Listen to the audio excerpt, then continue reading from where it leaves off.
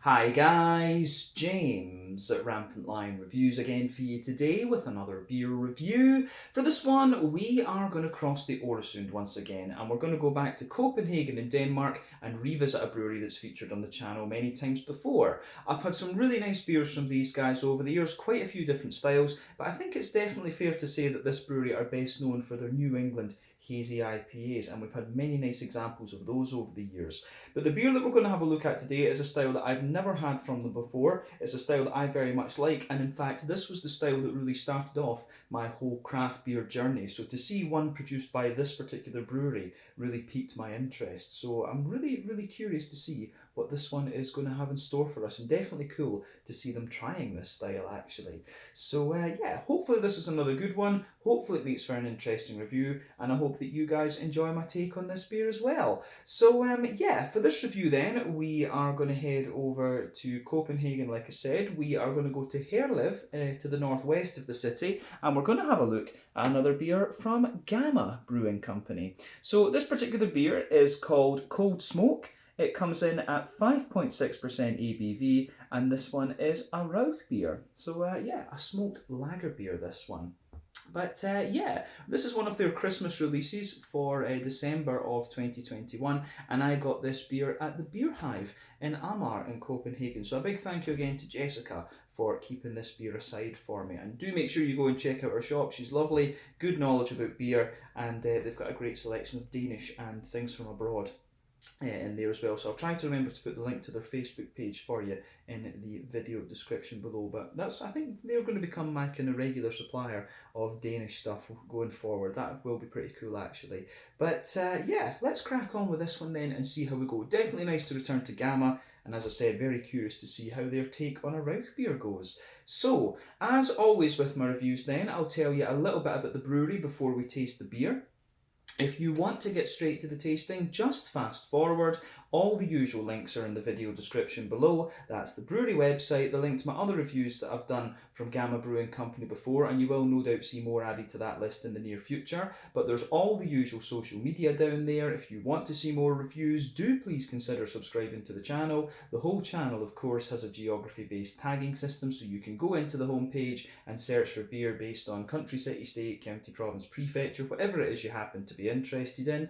Do check out the playlists of beers from different countries. There is one there for all the Danish beers that I've reviewed for you. That's being added to very regularly because I live in the south of Sweden and have easy access to the Danish market, and I love my Danish beers as well, of course. But as always, please do get in touch and let me know some of the other beers and breweries that you guys would like to see me review. It's always great to hear from you guys that are watching the videos, and the support that you show the channel is hugely appreciated. So anyway, on to my brewery notes then to tell you a little bit about Gamma Brewing Company once again then. So Gamma Brewing Company, as I've mentioned to you already, are based in Herlev in northwestern Copenhagen on Sjælland in Denmark, and the company was founded back in 2015 by four friends, and these guys were bartenders in the various beer bars around the city, and they used to often just talk about how cool it would be to have their own brewery. But in the early days they took in another co-owner, so the five guys behind the brewery are Jakob, Anders, Jesper, Koy and Nick, and they all had a little bit of home brewing experience, and two of them had actually worked for Ulsnagern in Copenhagen, who purchased the former Stronzo brewery in Gørløse, which is in the sort of northwest of the city, and this was what went on to become Ølkollektivet. But one of the co-owners of Gamma Brewing is also a co-owner of the May or Ulsnagern bar in Aarhus. But apparently these guys were invited to join Ølkollektivet very early on, and they got a good deal on a 20 hectolitre tank, and they started the brewery without any experience of having run their own business, and it's gone quite well for them, we have to say. But they expanded twice early on, and they were producing around 500 hectolitres per year at maximum in Ølkollektivet. But Ølkollektivet has been home to Ulsnagern, Gamma Brewing and Dry and Bitter. And there were a few other breweries involved there as well. So Ulsnagern were also brewing the Bad Seed beers under contract before they got their own brewery up near Aalborg. And Ghost Brewing and Rooster also used this facility for a period of time as well. But fast forward a little bit to July of 2020, and Gamma announced that they were going to move to a new brewery in Herlev, and they worked on building this up over the next few months. But in February of 2021, they produced their last beers in Ølkollektivet in Gørløse before they moved into the new site in Herlev, and the first beers from Herlev were released in March of 2021. So they've been operating out there for about 9 months now, which is pretty cool. But as of December 2021, when I'm filming this review for you, these guys have produced around 160 different kinds of beer, and I have noticed that in recent times there's been a little bit more diversity in the different styles that they've been doing. So I guess the fact that they now have their own brewery is meaning that they can try a few more different styles and things like this. Because like I say, the vast majority, if you go and look through the reviews that I've done from Gamma Brewing in the past, the vast majority of them are, like IPAs, double IPAs, pale ales and stuff like this. I think there's the odd Imperial Stout in there, maybe 1 or 2 black IPAs. But yeah, now it looks like they're trying a few lagers and things. So yeah, exciting times ahead for Gamma Brewing, I think, for sure. But yeah, that is all I can really tell you about Gamma Brewing for the moment. If you want to learn more about these guys, you can check out the brewery website, you can follow them on Facebook and Instagram to keep up to date with all the latest goings on, and you can check out the Rauchbier, Untappd and Beer Advocate pages to learn a little bit more about all the different beers that these guys have done. So yeah, let's get on and have a little look at the beer itself. So I'll just let you have a little look at the artwork on this one before we open up. As you can see, it's the new style of can from Gamma. There you can see Gamma Brewing Company, Cold Smoke, Rauchbier, 5.6% ABV. But it's got this lovely kind of smoky pattern on it. I think it's very cool. It looks a little bit like a kind of infrared picture of smoke, in fact. But yeah, plain silver top on the can here. I believe this one cost me in the region of maybe about, I want to say 45 Danish kroner. So that's going to be somewhere in the region of 60 Swedish, about €6 for the can. And then that will be, if it's €6, that means it'll be about $7 or so American, and then somewhere in the region of like £5 sterling. So remember, you will pay a little bit more for Danish and Scandinavian or Nordic beer generally, just because of the strength of the currencies and labour costs and so on. But yeah, relative to wages and stuff, it's not such a big deal. But yeah, about 50 Danish kroner for this one then. So remember, Rauch beers tend to be lager beers. So a lager, the definition of a lager beer is a cold temperature fermentation, bottom fermenting yeast. The yeast ferments between 8 to 12 degrees Celsius, and when it comes to Rauch beers particularly, to be specific, Rauch beers have a special type of malt that is usually smoked, and the most common one would be beech smoked Rauch malts, which come from Bamberg in the north of Bavaria in Germany, a region called Franconia, which has a high density of breweries per head of population, somewhere that is definitely worth visiting. The most famous example of the Rauch beer is probably the Schlenkerla, which is where my whole journey with craft beer began. But yeah, basically they roast the malt, they do that using beech logs, and it gives you this really kind of smoky, meaty sort of taste. Probably another type of malt that is similar to this would be Scottish peated malt, where they burn the peat and it does the same thing. But yeah, that's a brief history, if you like, or a brief technical description of exactly what a Rauch beer is. So yeah, it's basically a lager beer with these smoked malts in it. And I'm guessing the fact that they've called this one a Rauch beer, that means it will be using the German smoked malts. German, of course, Rauch is German for smoke, basically. It would be Rauch in Swedish, and probably something very similar, probably Rug or something like that in Danish. But yeah, really nice to present you beer, this one. Let's get it out and we'll get on with the tasting then. So the Cold Smoke, a 5.6% Rauch beer from Gamma Brewing Company in Herlev in northwestern Copenhagen in Denmark. So yeah, let's get this guy out and we'll get on with the tasting. A little bit of smoke as we open up the can, but yeah, there we are. So yeah, I'm going to say this is one of the lighter looking Rauch beers that I've come across. But yeah, as you can see, it definitely just looks like a nice lager, but you can smell that lovely smoky note out of it already. So yeah, this looks good. So before the head disappears on this beer, you can see that it's poured with about between a quarter and a 1/3 finger of a frothy, I would say, creamy coloured head. There's one or two there's one or two little wisps just sitting on the top. It is fading away quickly to be a very thin foamy layer, but you are getting that nice kind of ring just around the edge of the glass. But yeah, one or two big bubbles sticking toward the side of the glass, a few little ones going up toward the bottom of the head there, but you can see this one does look pretty nice. So in terms of colour, I think it's fair to describe this one as a nice kind of rich yellow, almost like a urine yellow or something like that. But yeah, remember, the colour of your beer depends on 1, the type of malts that you use, 2, the length of your wort boil is also going to play a role, but yeah, the type of malts that you use are the ones that go a long way to determining your EBC rating. The length of your wort boil, the longer you boil the wort, the more the sugars caramelise, and thus you get a darker colour of beer. Any barrel aging that you do or any adjuncts that you put in will affect the colour of the beer quite significantly, but when it comes to Rauchbiers, you don't really have to care about that. In fact, you only really have to care about those 2 variables normally when it comes to different kinds of sour beer and things like that, because even barrel aging an imperial stout doesn't change the colour all that much normally. But yeah, it certainly looks very, very nice, this one. And if we're talking about the different kinds of lagers, it really looks kind of like a Helles or a Pilsner or a Czech Svetli, something like that. Yeah, it would be a Svetli, not a Leipzig.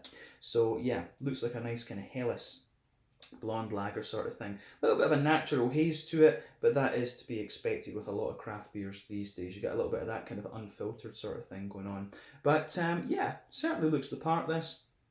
So very, very curious to see what it's going to have in store for us with the aroma and things. So nothing more to say about the appearance. Let's crack into that aroma and see how we go. So,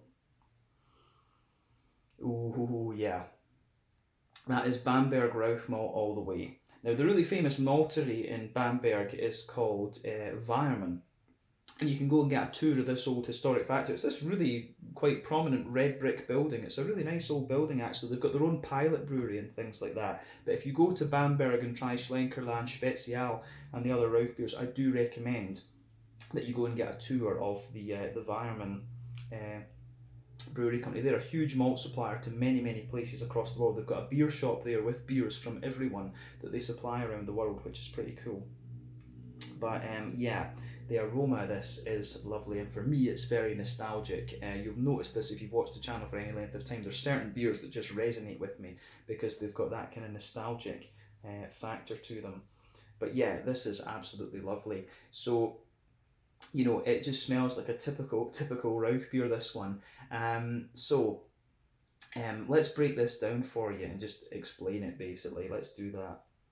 So, these beers, of course, are very, very malty leaning, as you might expect. So you definitely get a nice little bit of bread crust in the backbone, but at the same time, it's nice and smooth and woody. So a lot of that going on. So yeah, nice and smooth and woody. You've got a little bit of you've got quite a little bit of brown bread in there, but it's not overly thick. Remember, this is a lager beer rather than ale. But yeah, woody backbone, a little bit of bread crust, some smooth kind of brown bready sort of thing in there, and yeah, that goes together quite nicely. And those things really just linger throughout this beer. But let's look at the let's have a little look at the. Let's have a little look at the more sweet side of things, because this beer does actually have a degree of sweetness to it. So for me, there is a little bit of a kind of toasty, leathery, very slight brown sugary note to it. So in the dead centre of your palate, you can get just a little bit of there is a bit of McVitie's digestive out of this one, like a teeny bit of a toasty brown sugar. But this beer really, really leans towards that smooth, brown bready and smoky sort of thing. So the smoky character that comes out of this beer, it really feels like it's infused into the sort of bready, malty backbone. That's where you get it. And the smoky character that's in here, it is quite, it really is quite like it's like, if you have the bit that you get on a steak or a bit of, a gammon steak or something like that, the Maillard reactions where you get the little brown bits, pardon me, that's what this one really smells like. It smells like that kind of sort of roasty, toasty pork sort of thing. It's not like a barbecue sweetness. I've seen people describe this as being like a barbecue aroma. It's not really. It is actually more like the Maillard chemical reactions you get when you cook a little bit of pork and you just get the fat just turns into that little crusty brown sort of thing. So yeah, there's quite a little bit of that coming out of this beer for sure. So yeah, those lovely smoky characters really are infused into the whole bready backbone of this. So yeah, like I say, definitely a bit of woody backbone, some bread crust, some brown bread. The smoky character is all inside that. A little bit of McVitie's digestive, and you also have that little bit of brown sugar in there. So yeah, just a little bit of a McVitie's digestive biscuity sort of thing. So yeah, I really like how all of that goes together in this one.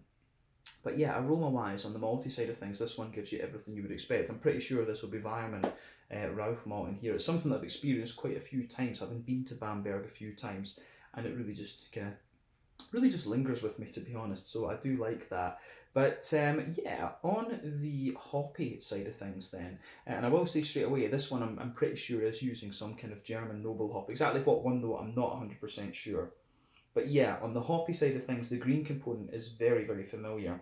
So you've got a little bit of a smooth earthiness coming out of this one. So yeah, nice little bit of smooth earthiness in there, little touch of a herbal quality to it, and a wee bit of that kind of floral, aromatic sort of thing. So yeah, nice little bit of, yeah, as I say, nice little bit of smooth earthiness, a wee bit of herbal character, and some, as I say, a nice little bit of a smooth floral aromaticity. I've got a feeling this might just be using a straight up like Hallertau or Tettnanger German hop, but the thing that always distinguishes German noble hops for me would be it would just be the kind of brightness of the green component actually. So you can smell at the front of your nose with this one, there is a nice little bit of a bright grassy element to it, but yeah, aroma wise this one is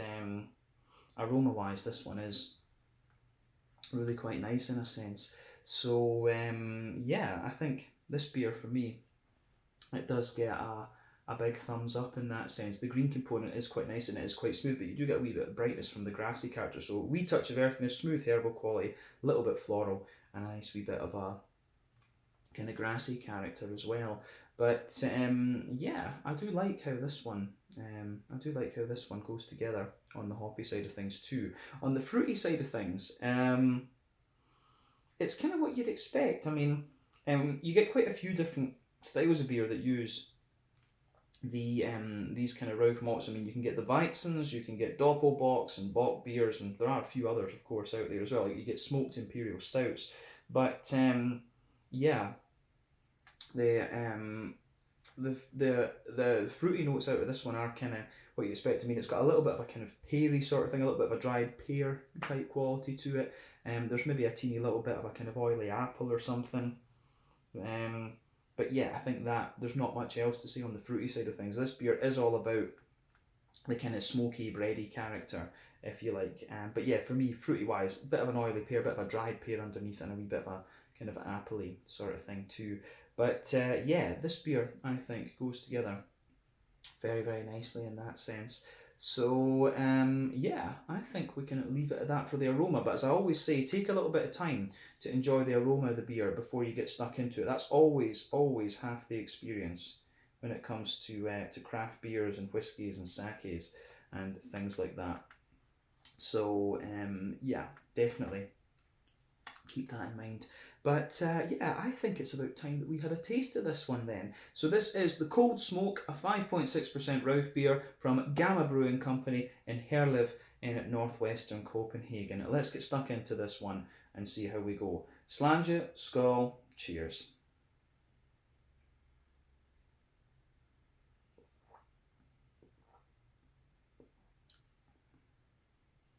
Ooh. Yeah, it's nice this.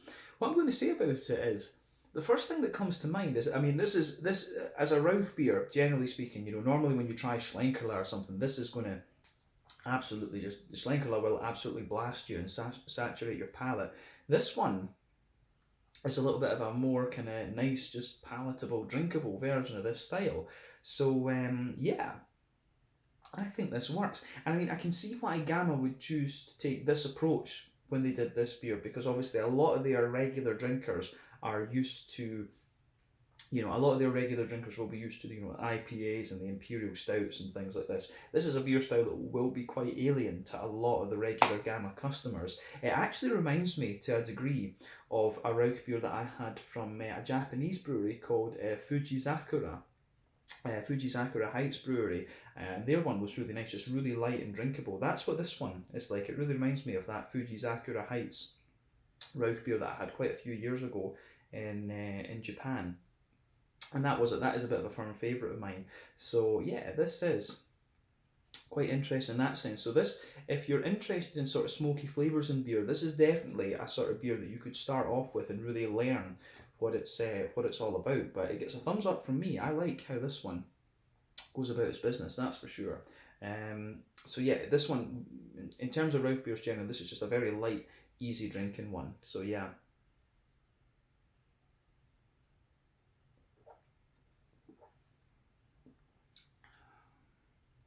But yeah, on the generally speaking, it's a nice, just kind of oily and slick lager beer, this one. So it really works. But let's break this beer down for you and just describe how we go. I think this one for me is quite interesting. A lot of the flavour in this one builds up in the aftertaste for sure. So straight away across the middle and the back third of your palate. We'll focus on the middle third just now actually. You can feel there's that nice dry woody backbone in there, so you can feel that sort of dry woody character just forming the base of the beer. On top of that, you get a little touch of a slight, you get a little bit of that kind of grainy bread crust coming out of the beer, which is really nice. Then you get a wee bit of the brown bready character just sitting on top of that. So yeah, it goes together really well in that sense.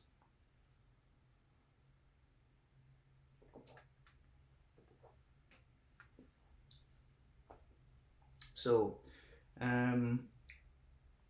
yeah, it really, as I say, the bready character in this one it's quite light and quite crisp. This is definitely one of the lighter beers there, but it's really interesting how the flavour in this one develops, because the woodiness comes out a little bit more and the dry smoky character comes out of the beer a little bit as well, and it really comes across like, if you just think about, if you take a bit of like, honey roast ham or something like this and put it in the frying pan and just get those little milliard reactions on it from the oils and the fats and stuff, the smoky character that you get in there, it's all infused into the bready notes, but the middle of your mouth in this beer really tastes like ham. It just tastes like a nice little bit of ham.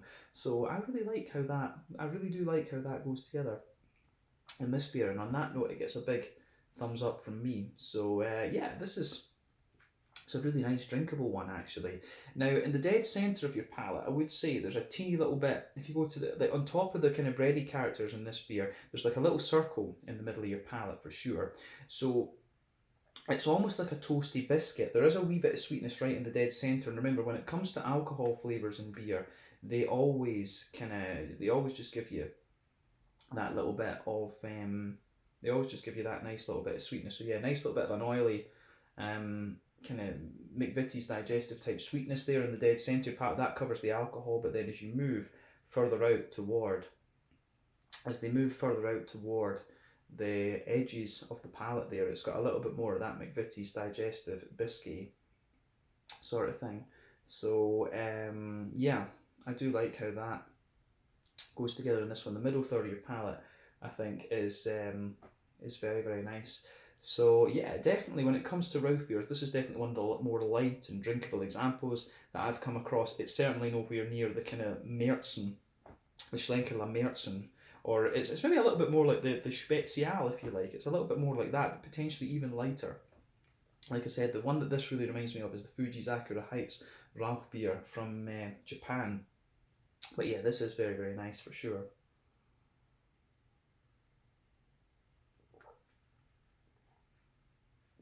So, yeah, on the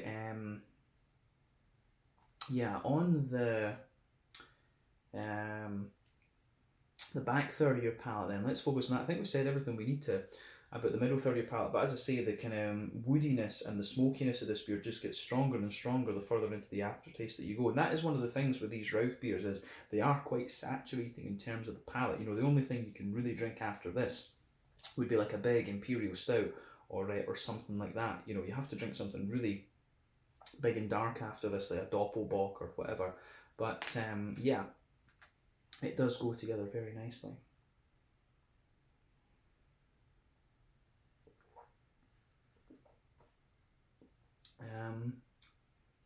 Yeah, so back third of your palate then, let's focus on that. So the base of that back third of your palate, There's a nice little bit of a kind of bread crusty sort of thing. I was saying it gets a little bit more intense on the back third of your palate, because remember, bitter flavours come out toward the back of your palate. On top of that, you've got more, the woodiness is there as well, and it's certainly a bit dry, but then you've got a slightly thicker brown bready, wholemeal bready layer there, so you can feel that for sure. And sitting on top of that, you get a little bit of the yeastiness in there, so you can feel that sort of dry. You can feel a little bit of that kind of dry, more dense bread crusty, yeasty quality coming out of this beer. So definitely on the back third of your palate, the flavour is a little bit taller, but as you come further forward, it just condenses down a wee bit, squashes together, and there you have the you've got the malty component of this beer. So yeah, I really like how that goes together in this one, to be honest. So yeah, gets a big thumbs up from me in that sense. So yeah, malty yeasty side of this beer I think is pretty nice. So on the hoppy side of things then, let's move on to that. In the back corners of the palate, you do have a nice little bit of earthiness there, you can feel that. And as you move further forward, there's a little bit of a kind of herbal quality, and as you push towards the kind of front corners of the palate, it's got a little bit of a lighter kind of floral aromaticity to it as well. And as I say, I'm pretty sure it's like just Hallertau or Tittnanger hops that are in this one, but it certainly works. So yeah, bit of earthiness, a little bit of a kind of herbal quality, and as you push further forward, a little bit more floral and aromatic. Then round the front curve of the palate, you've got a little bit of a lighter grassy sort of thing coming out of this one.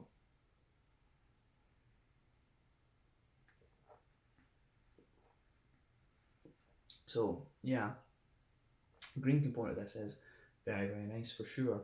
But yeah, let's focus on the front third of your palate then. So the border region between front third and middle third of your palate, you've got a nice little bit of a bready build on the border region between the front and middle third of your palate. You get a little bit of bready, crusty build up again. The base of the front third of your palate, you can feel the sort of smooth, woody sort of thing there, although the wood actually tastes a little bit, kind of the woody flavour feels a little bit sweeter almost, and you've just got a little bit of that brown bread, and then on top of that you get that nice oily bubble where those juicy fruity esters just roll their way out of the beer.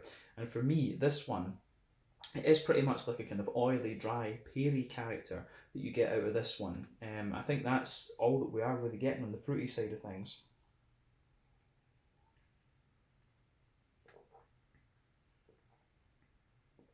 But yeah, I think it's, for sure, I would say that it's a nice little, it is mainly a kind of nice oily, dry, peary character that comes out of this beer. So yeah, a little bit of dry kind of peary note in it on the back half of the front third of your palate. Then it's a more oily sort of peary thing that comes out on the front half. But underneath that, of course, you get that bread crusty, you get that woody, brown bready sort of thing, and you've still got some of the smoky characters pushing their way out on that side of the beer. But yeah, this one I think is very, very nice. So it gets a big thumbs up from me in that sense. So yeah, I think this beer is a really interesting one. So like I said to you, this is like a very light, drinkable Rauchbier. It reminds me a little bit more of the Spezial Rauchbier, the Spezial Lager Rauchbier from Bamberg, or the Fujizakura Heights Rauchbier that we had from Japan a number of years ago. So definitely not the biggest smoky blast that you're going to find, but yeah, I can certainly see what they're trying with this one. And to do a lighter Rauchbier like this is a good move for Gamma, because their regular drinkers, of course, are not going to be used to this kind of beer, at least I would think. But yeah, I think on the mouth, I think we've said everything we need to about the flavour of this beer. Let's focus on the mouthfeel actually.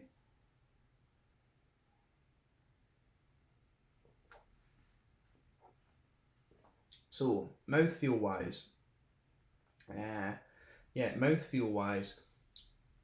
this beer for sure is kind of toward the top end, the light bodied. The carbonation is quite smooth, and it's got a little bit of an oily slickness to it, definitely. Yeah, nice little bit of an oily slickness to it, definitely. And then on the hoppy side of things, I'd say that it's a little bit more.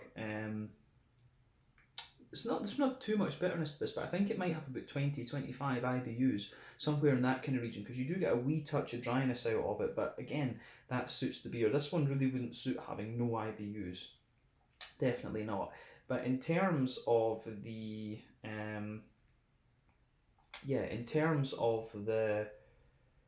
what would we say, the malty side of things, it's actually quite a dry malt base, this one. As I say, the smoky character gets drier and drier and more prominent that you drink of it. There is a slight degree of sweetness to it, as I said, a wee bit of biscuity character in there, and then the fruity side of it has a little bit of oiliness and a little bit of dryness. But yeah, I think this has been really cool to try, and I would have been displeased if I'd missed the fact that if I'd missed Gamma's take on the Rauchbier. But I think they've done a nice job of this. As I say, it reminds me of the Spezial and the Fuji's Akura Rauchbier that I've had from Japan before.